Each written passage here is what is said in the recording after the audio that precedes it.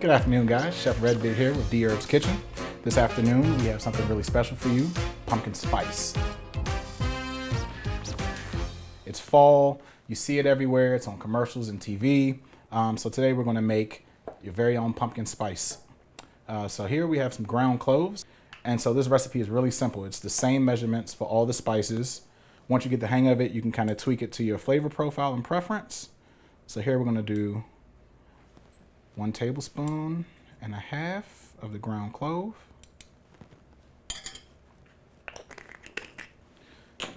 Next, we'll do the same with the nutmeg.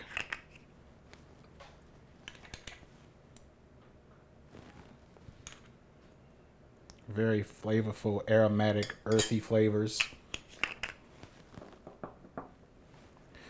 Here we have some ground ginger. Adds a little bit of spice, a little bit of heat. It's 1.5. And lastly, allspice. Allspice is gonna really add some earthy flavor to it. It's kind of reminiscent of cinnamon, a little heat like pepper, but this can be used in a savory or sweet application. So allspice is really something nice to have in your pantry. So once we add those in, again, equal parts.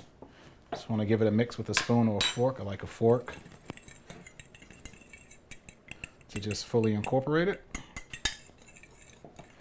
And then you can use this for a lot more recipes. Again, like I said, top your coffee, to add to some fresh fruit, to add to your pies, your tarts, pumpkin spice mix.